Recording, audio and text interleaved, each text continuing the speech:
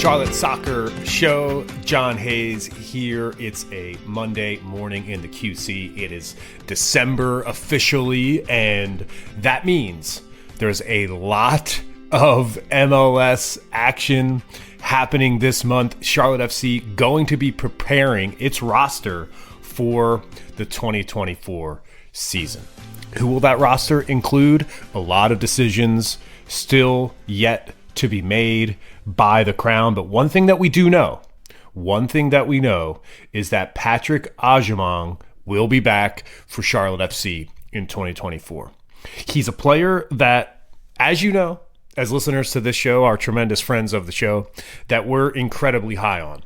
He is somebody that we believe can really make an impact for this club and its new manager in 2024. So what we've set out to do, and what I've set out to do on this episode, is learn a little bit more about Big Pat. We invited University of Rhode Island head coach Gareth Elliot to the show to discuss Patrick Agyemang's career at Rhode Island, to discuss his transfer from Division III Eastern Connecticut State University to the Division I level, his ability to just absolutely wow at the MLS College Showcase, and his physical attributes. Yes, we've seen him. We know how good Patrick Agyemang is. We know all you have to do is look at the second half against New York Red Bulls. When Patrick Agyemang was inserted into that match, the match instantly changed. But what is Pat like off the field? What type of energy does he bring to a changing room? We know about Big Pat's smile. We know about his connection with the supporters. We've seen him do that with Crown Legacy. We've seen him do that in front of 70,000 fans at Bank of America Stadium, connect with people there. Me personally, I find Patrick Agyemang intoxicating. He, to me, is the most interesting player in the Charlotte FC squad by a mile. The sky is the limit for Patrick Agyemang. Why?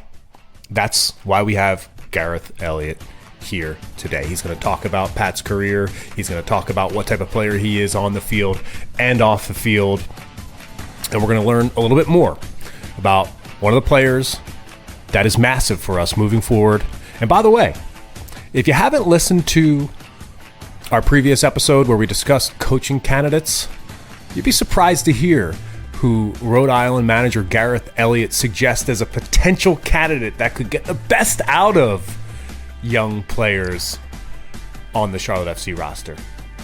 Spoiler alert, it's a name that's number one on one of our lists. Let's see who he chooses. You'll hear that next, right here. It's Charlotte Soccer Show.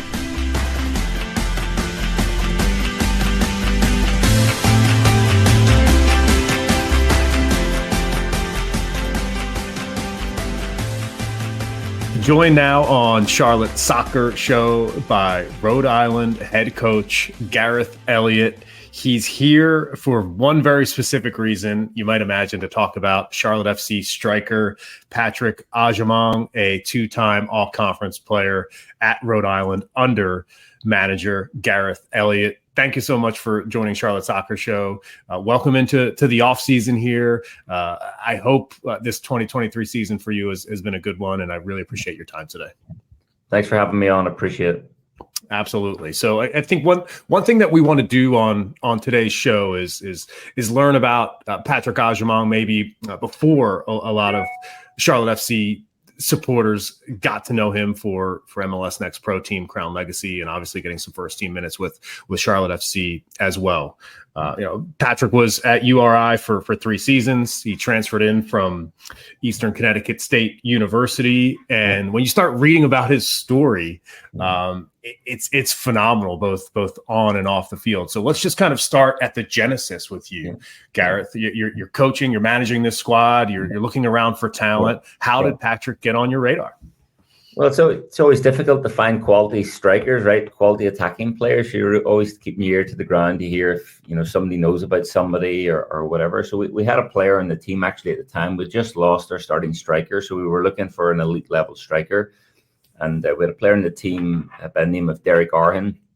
He's another Connecticut lad, and he knew of Patrick, and he knew he was friendly with Patrick. and obviously he was playing Division III level at the time. But when you quickly Google him, you see he scored a lot of goals at the Division III level. Now, I'm a former forward myself, 6'4", 6'5", a little bit like Patrick, but that's where our similarities would end. Obviously he had went to Division III and scored, over 20 goals, I think was his sophomore season down there. And goals to me at any level are goals. That knack for putting the ball in the back of the net.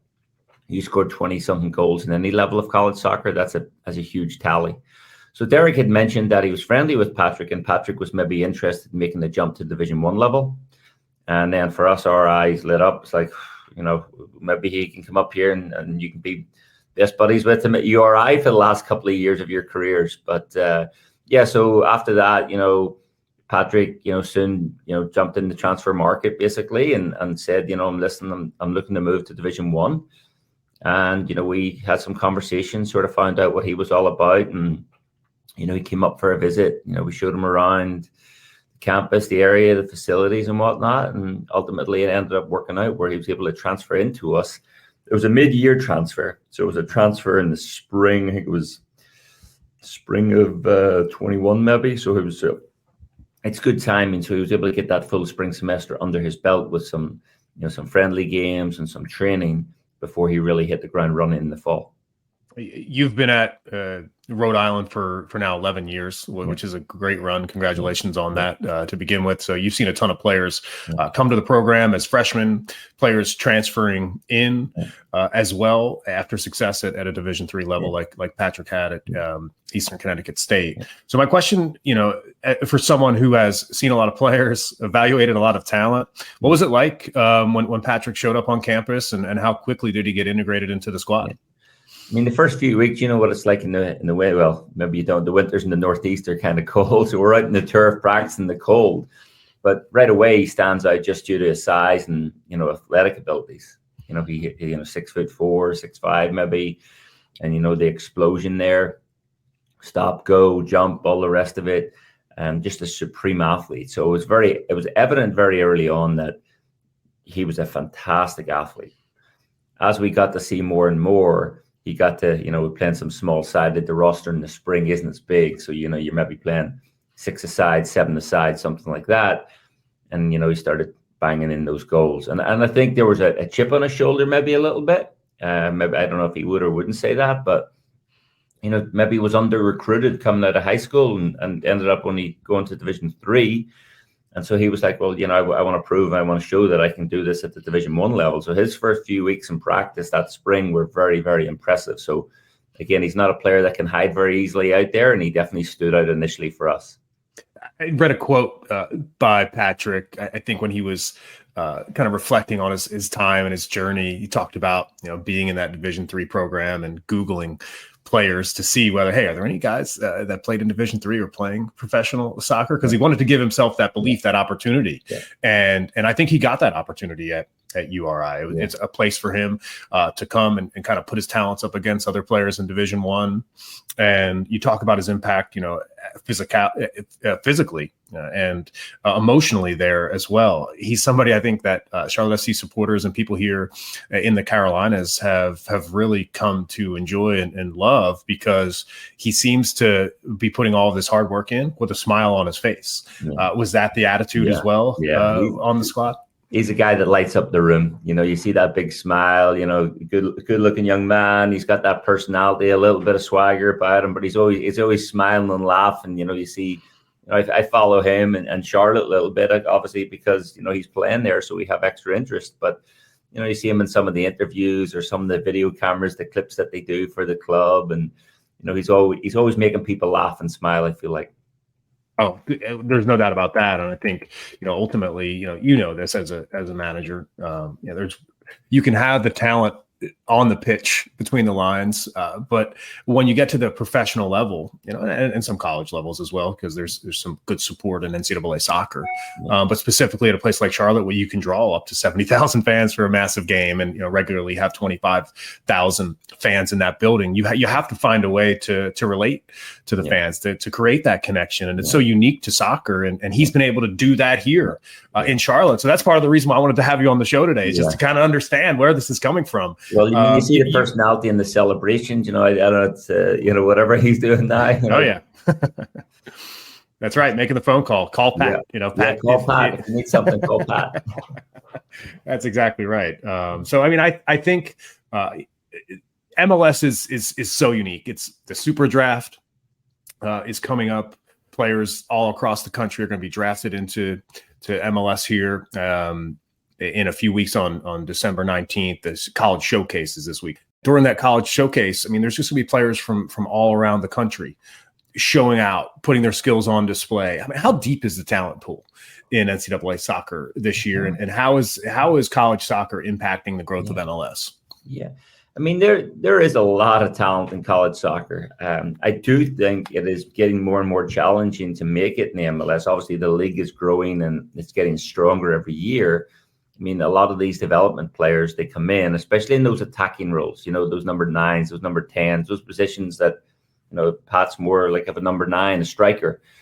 A lot of the clubs are really plumping a DP into those spots. So for Pat in his first year as a rookie, to get the time he did and have the impact he did is very, very impressive. But there is a lot of talented soccer players out there. Again, I often say the difference between the ones sometimes that make it and the ones that don't are the mentality. And, we talk to Pat, we talk to our team all the time, and he's great, really good. It's just stay hungry, stay humble. And that's what he's able to do that. He's able to keep working. And I keep telling him, the second you think you've made it is the second that it's over. So you just got to keep the head down and keep working hard and keep proving every day in training, every day in games. And he's been able to do that in his rookie season. Fantastic advice from a college manager, somebody who's shaping the lives of all these young men who, you're somebody who's been around the block, who's been around soccer for a long time. And when you've got these young kids coming into your program, I think that type of advice, that type of leadership, you can tell that Patrick showed up at the professional level and was coached in a way that prepared him for the moment. And, we've talked about goals, right? We've talked about his ability to get on the end of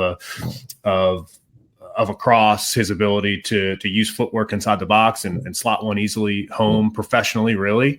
But I think one thing for me that stands out, and I'm interested to hear your thoughts on this, is, and this goes back to URI as well. 2021 season as a junior, he's got 6 assists. He has a pair of assists as well in his redshirt senior season. And that's pretty impressive for somebody to have that goal scoring acumen, but also be able to distribute the ball as well. How good is his passing? He's good. He's dangerous. Well, I mean, the reality is if he isn't central and he's played down the line, he can still run past people and he can put a ball in the box. And the one thing about Patrick is that he really can hit a ball with both feet. So it doesn't matter if he's going down the left or down the right. He's got that ability to hit a good ball across. He's got power and pace and accuracy in it, which is helpful. And he's really not that selfish. Most good strikers have to be a little bit selfish, but he's really not that selfish. And with some of those, statistics there, it shows that he's okay with giving somebody else the glory. He doesn't need the glory. He's happy to pass that ball to somebody else to tap the ball in the back of the net if he knows that's better for the team. We did have to work with him a little bit in terms of the ball would go out wide, and Patrick initially would like to go out wide and try to combine. I said to him, big man, where number 9 score their goals, right? It's not out wide. It's in the box. So go get yourself in the box and we'll get deliveries in there for you to get in the end of. But no, he doesn't mind setting up people as much as scoring goals. Love that. And you can tell he loves the celly after a goal, but when he assists a goal as well, the attitude and the happiness for his teammate is just as high as it is when he puts it in the back of the net himself. One other question that I have for you, and I really do appreciate your time today. This has been fantastic. Is getting a consistent run of games at the MLS level, right? That's kind of what the next step is for Patrick. He's done that at MLS Next Pro with Crown Legacy, but that situation kind of got awkward in this first season because his results were so good. He made such a good impression on the club. So all of a sudden he started getting in those first team squads and maybe only getting a few minutes at the end of each match, and then trying to go over to Matthews and play for MLS Next Pro and get that full 90. But he hasn't been asked to play, regularly for the first team. He played regularly for you. What was it like? Was he somebody that you could count on physically? Did he have the fitness ability to get injected into your starting 11 every match? Oh yeah, he was phenomenal. I mean, he's one of the first names in the team sheet, obviously, every game. I think the thing that people don't realize, even when he was in college and when he was at the Division I level, there was 2 and 3 guys marking him usually at a time, because they knew if they put one player on him, that he could turn them, run past them, beat them pretty comfortably. So he really got double and triple team most of the time in college. But he was one of those guys. You give him a run of form, he's gonna prove it. He's gonna show it. I mean, obviously it's Charlotte. It's been in and out. I think it's a very, very difficult situation to be in. He's called off the bench a lot, coming off cold into a game, trying to impact the game off the bench. Maybe not getting enough minutes to truly stay match fit. That was really tricky. I talked to him a little bit during the season, but it's a tricky part of, you're bouncing between Crown Legacy playing 90 minutes a game, and then you maybe go play 10 minutes off the bench for Charlotte. And how are you supposed to keep that game fitness up, that sharpness up, if you're not playing in those games? Then you go back and play with Crown Legacy. Well, if that's not the group you're training with, then maybe you don't know those guys as well, and you don't know their tendencies, and maybe it's just not all as gel. But certainly some of the goals he scored for Crown Legacy were kind of amusing in a sense. Maybe he might run 50, 60 yards with the ball and slot one in. But I think he proved it. I think if he's given a long enough opportunity for the first team, I think he can score a lot more goals. And that's what we're trying to do here on the Charlotte Soccer Show, just identify players who, heading into the 2024 campaign, could possibly step in, play increased minutes. You mentioned Charlotte FC's situation at striker, and right now with Enzo Capetti, with Karol Swiderski, it's really tough for Patrick Agyemang to find the minutes there. But with a potential Swiderski move in January, not necessarily knowing how the club is going to spend that money, bringing another DP maybe in another position, knowing how well Patrick played and knowing the salary that he's on, he could be one of the most valuable players in MLS at this point in his career, which is crazy to say, but I truly believe that as somebody that's watched him play at this level and now talking to you, realizing this isn't just something that popped up in the last year or so. Yeah.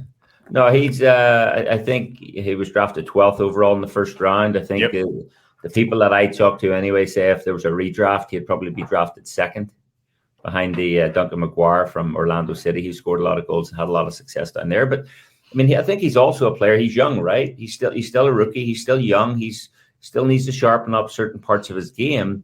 But I think he needs a coach who's going to give a chance to young players.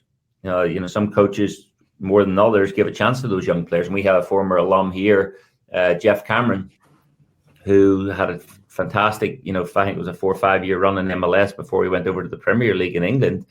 And that was Dom Kinnear, was his coach down at Houston Dynamo. And Dom Kinnear really gave the young players a chance. And Jeff went very quickly from Division I college to MLS starter to MLS All-Star to the Premier League. But I mean, if you don't get those opportunities, but then on the flip side, you're one of those coaches and you have this DP making a few $1 million a year. And if results aren't going the way you want them to go and your DP sitting on the bench, it's just an awkward situation to be in. But no, I'm convinced that Pat gets a longer run, gets a little bit more time, has a coach that believes in him and is willing to give youth a chance. I think we know he's an exciting prospect, but I keep telling him there's definitely some parts of his game that can still be sharpened. And to me, that's the scary thing. You look at him athletically, and he went to the MLS Combine. I'm not sure if you're familiar, but some of the tests they do at the MLS Combine, they do a 10-meter test, a 30-meter test, and a vertical leap test.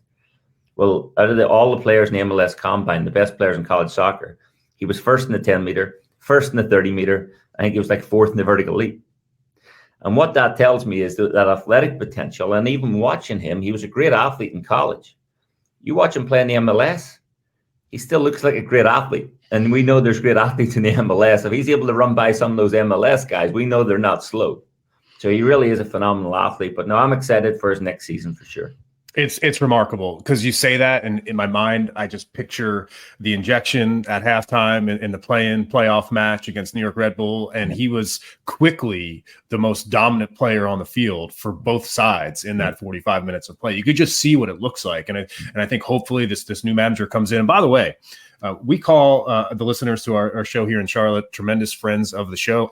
I'm going to consider you one of those at this point. I don't know if you've been looking at or listening to the backlog of episodes, but our last episode was coaching candidates, and we ranked our top 5 coaches that we'd love to see come in and manage this team. And number 1 on my list was Dom Kinnear.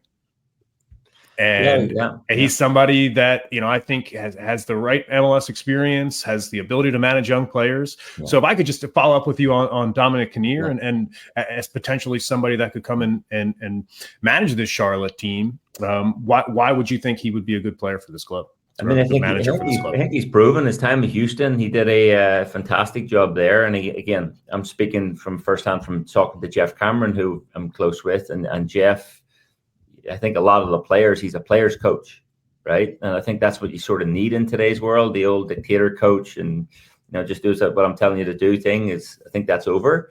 But I think Dom, from the sounds of it, again, I don't know Dom personally, but it sounds like he can really relate to the players and get the best out of his players. He's been there, done that. You're looking to give young players a chance, bring through. I think the squad has got quite a lot of youth in it. Maybe I'm wrong, but it seems like from watching them and seeing them play, there's a fair amount of youth there, and you give Dom the resources and bring him in. I think that would be a good hire, but again, that's way above my pay grade. I think you're spot on, and you're somebody that's been around obviously the block and been in the managerial role here at URI for more than a decade, which is, again, congratulations on that. It's a fantastic run there. And, just hearing you say that, yes. I mean, you're talking about Patrick Agyemang, you're talking about Kerwin Vargas, the young Colombian, Ben Bender, a young American as well, who came out of the super draft, Adilson Malanda, a very young center back who, potentially people think has the skills to make a move over to Europe. But there's a base here for sure. And that's why we're kind of diving into this roster as we turn the page to 2024. Coach Elliot, thank you so much for your time. It's been a pleasure chatting with you, meeting with you today. And there's an open invite, by the way. I know you've got a busy schedule. The transfer portal's open. You're putting this roster together for 2024. But the good news is that the MLS season starts in early March. If you can find some time here in the spring or the summertime to come down to Charlotte, we'd love to hang out with you and spend some time watching Charlotte FC. It would be great. We were down, just to put a cap on it. We were last game of the season. We were down at Davidson College, and Patrick actually came along to the game. We happened to beat Davidson in the last game of the year, which we couldn't do the year before with Patrick. So we're giving them a little bit of stick there, Fantastic. Love it. Awesome. Thanks for having me on. Yeah. Awesome to see players, stay in touch with their school and kind of remember where they came from. So cheers to that. Cheers to you. And I hope to talk to you soon. Maybe see you soon down here in Charlotte. Thanks very much, John. All the best to you. Fun conversation right there with Rhode Island manager Gareth Elliot. A pleasure for him to be on the show. I feel like I learned something. I hope you all learned something as well. Gained a fresh perspective thinking about Charlotte FC's young player Patrick Agyemang and realizing that he was a professional soccer player, I think, many, many years before he got to Charlotte FC. He understood what his goal was, and here he is living out his dream. And one thing I think we've learned after talking to Coach Elliot is that Patrick Agyemang is somebody that is hungry and that's ambitious and wants to contribute more for this team. And that's exactly what we want to hear on Charlotte Soccer Show. Stay tuned. Again, I mentioned it being a very, very busy month for Charlotte FC. We have a ton of content coming your way this month. I mentioned during the interview that the MLS College Showcase is this week. MLS Cup will be played on Saturday between Columbus Crew and LAFC. Two teams that I believe Charlotte FC beat during the 2023 season. So there's some belief and some hope for things next season. Next week, The trade window opens, it's waiver season, free agency opens as well, then the super draft just a few weeks from now as well. It's going to be a really, really busy month for Charlotte FC. And by the way, the club still needs to hire a manager. We're going to be here to cover it all on the Charlotte Soccer Show. I'm John Hayes. It's For the Crown, baby.